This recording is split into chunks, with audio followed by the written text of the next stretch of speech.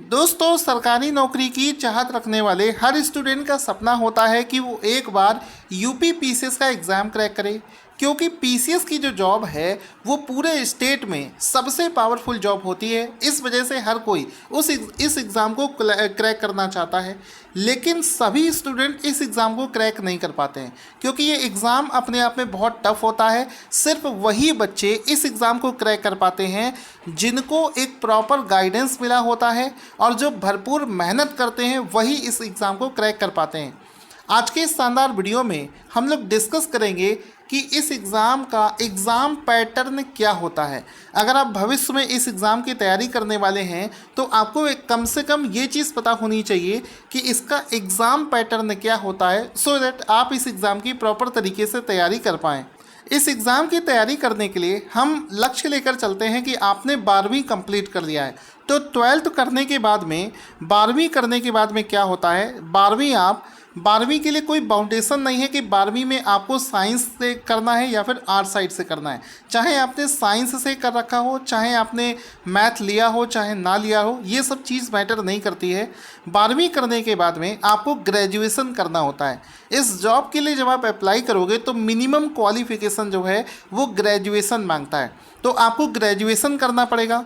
तो 12th करने के बाद में आपके मन में एक डाउट आता है कि सर 12th करने के बाद में ग्रेजुएशन में कौन सा कोर्स करना चाहिए सो दैट आप यूपी पीसीएस एग्ज़ाम के लिए अप्लाई कर पाएँ। तो आपको बताना चाहूँगा, 12th करने के बाद में आपके पास में बहुत सारे ऑप्शंस होते हैं, यानी कि आप बीए भी कर सकते हैं, आप बीएससी कर सकते हैं, या फिर आप बीटेक कर सकते हैं। ठीक है, इसके अलावा और भी ऑप्शंस होते हैं, आप बी फार्मा कर सकते हैं। तो आपके पास में ऑप्शंस बहुत ज़्यादा हैं, तो इसमें कोई कंपलसरी नहीं है कि आपको कोई एक कोर्स करना है। आपकी जो इच्छा हो, आप जो चाहें वो कोर्स कर सकते हैं। बस आपको आपके पास में एक रिकॉग्नाइज्ड ग्रेजुएशन की डिग्री होना कंपलसरी है। ठीक है, तो 12th करने के बाद में आपने किसी भी सब्जेक्ट से, किसी भी स्ट्रीम से आपने ग्रेजुएशन कंप्लीट कर लिया। ग्रेजुएशन कंप्लीट करने वाला हर एक स्टूडेंट इस एग्ज़ाम के लिए एप्लीकेबल है, वो इस एग्ज़ाम का फॉर्म भर सकता है। अब आपने इस फॉर्म को भर दिया, अब फॉर्म भरने के बाद में इसका एग्ज़ाम पैटर्न क्या होगा वो इस वीडियो में समझते हैं। अब देखो, होता क्या है कि इस एग्ज़ाम को फाइनल सिलेक्शन लेने के लिए आपको 3 स्टेज से गुजरना पड़ता है। याद रखना, एक एक चीज़ को समझते हुए चलना, अदरवाइज़ आप इसको समझ नहीं पाएंगे। तो ये एग्ज़ाम जो है ये 3 स्टेज में होता है। अगर आपने ये तीनों स्टेज क्लियर कर ली तो फाइनली इसका मतलब समझो कि आप इस एग्ज़ाम को क्वालिफाई कर गए। तो पहला स्टेज क्या होता है, पहले स्टेज को बोलते हैं प्रीलिम्स एग्ज़ामिनेशन। सबसे पहला जो होता है प्रीलिम्स एग्ज़ामिनेशन बोलते हैं। प्रीलिम्स क्वालिफाई जो बच्चे हो जाते हैं उनको एक दूसरी स्टेज से गुजरना पड़ता है जिसको बोलते हैं मेंस। और जो बच्चे मेंस में भी अच्छी परफॉर्मेंस दे देते हैं और रिज़ल्ट में पास घोषित किए जाते हैं तो उनको फाइनल देना पड़ता है एक इंटरव्यू। और इंटरव्यू होने के बाद में फाइनल एक मेरिट लिस्ट बनती है, और उसमें अगर आपका नाम है तो आप फाइनली यूपी से सेलेक्ट हो गए। अब बात करते हैं थोड़ा सा और डिटेल में कि प्रीलिम्स में क्या पूछा जाता है। तो प्रीलिम्स जो पेपर होता है इसमें 2 पेपर पूछे जाते हैं, और जो मेंस का एग्ज़ाम होता है उसमें 8 पेपर पूछे जाते हैं।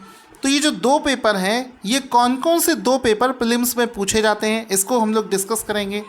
तो प्रीलिम्स में क्या होता है कि एक पेपर होता है जिसको बोलते हैं जनरल स्टडीज़ 1, GS 1 इसको बोलते हैं। इसमें 150 क्वेश्चन होते हैं 200 नंबर के लिए। इसी प्रकार से एक दूसरा पेपर होता है GS पेपर 2, जिसको हम लोग शॉर्टकट में CSAT के नाम से जानते हैं। इसमें 100 क्वेश्चन होते हैं और इसके लिए भी 200 मार्क्स अलॉटेड होते हैं। ठीक है, 200 मार्क्स इसके यहाँ पर अलॉटेड होते हैं।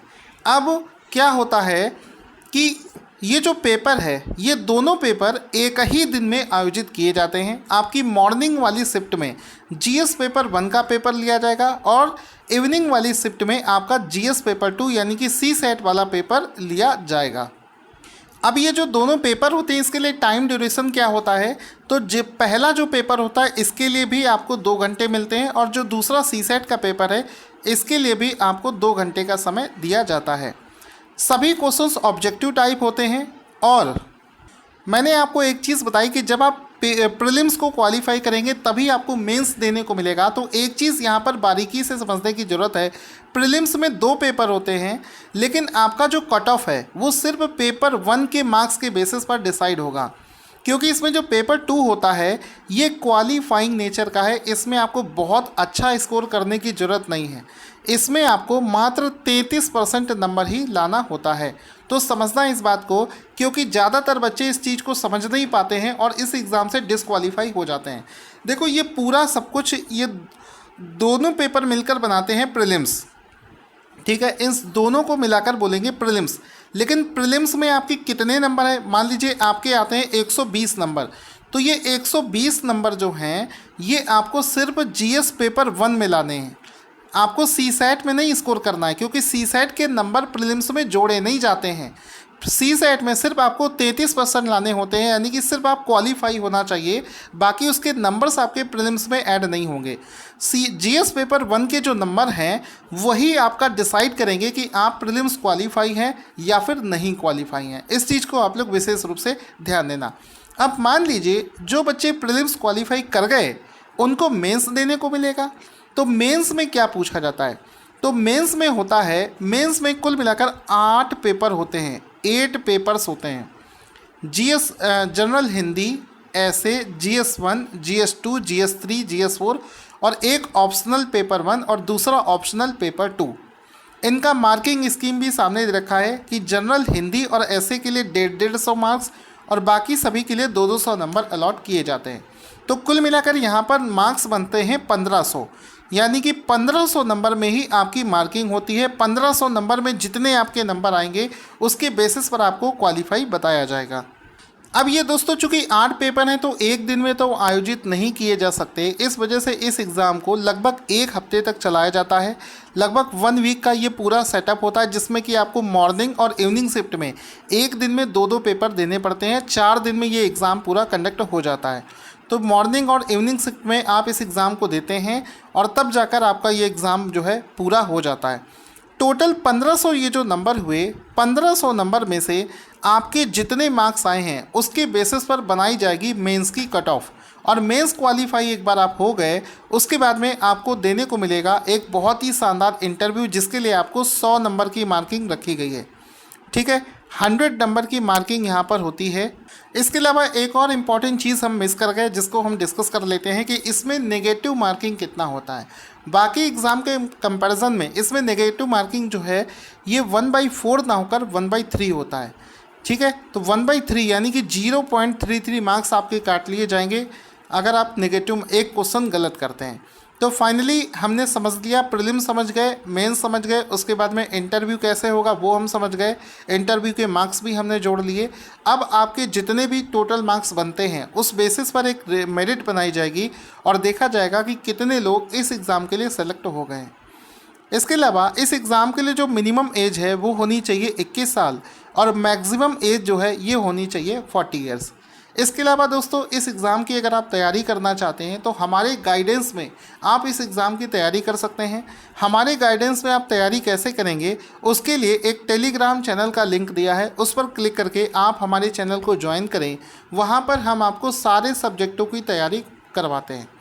अब इसमें एज लिमिट देखें तो अलग अलग कैटेगरी के जो लोग हैं उनके लिए एज रिलैक्सेशन भी दिया गया है।